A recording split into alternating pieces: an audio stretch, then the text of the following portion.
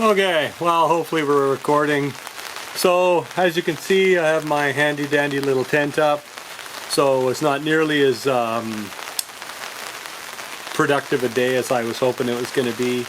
Had a lot of issues with fitment. So in other words, the way that the grill, the back support of the grill had to be kind of moved around and all the rest of it, all the little things, the hood latch adjustment, because if you don't get that right, you got all kinds of grief. The biggest issue I had was the actual Rad Support itself. I had to grind the big washers that come from the factory so I could shim it over about a big fat 1/8 of an inch minimum.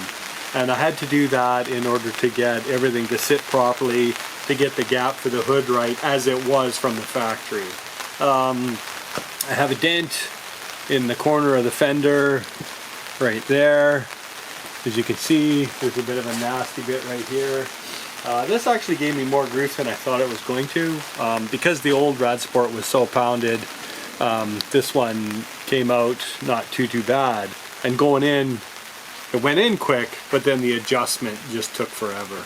I got the headlights in. Of course, I had the standard issues where the two little threaded sections that go into the headlight itself, those always pull out, and I just had a nasty time. I couldn't even get one out of the grill support, so I've just kind of gorilla glued it back in, and hopefully that works. It's in there, it's holding, and all the rest of it.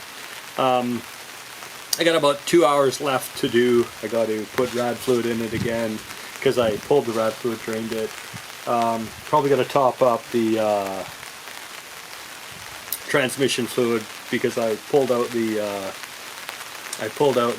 trans cooler, the aftermarket one, and that spilled all over my little dish over there. I still have the battery tray to go in, and the horn, and a few other little minor things, and then it's good to go, and then I'm off to the races.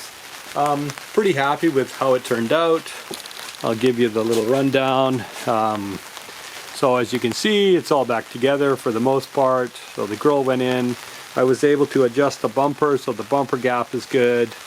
And all in all, I still have to swap out the hood. I haven't done the hood yet, but the hood closes just beautiful, like perfect.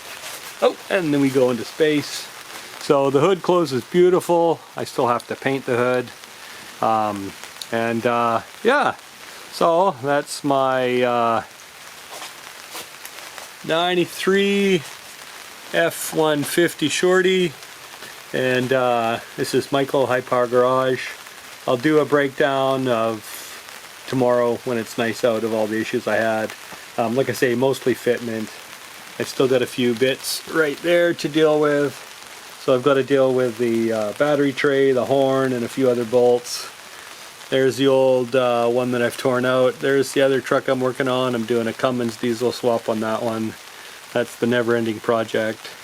So this one is pretty much finished for now. Like I say, 2 more hours and it'll be driving away. Okay?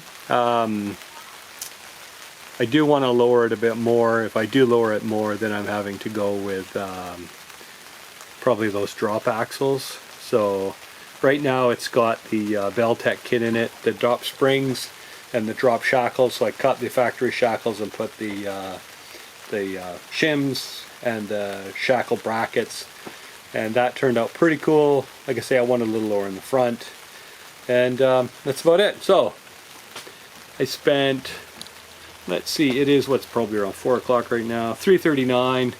So I spent about 5 hours on it today. So it didn't go as good as I thought it was going to go, but it went. Okay?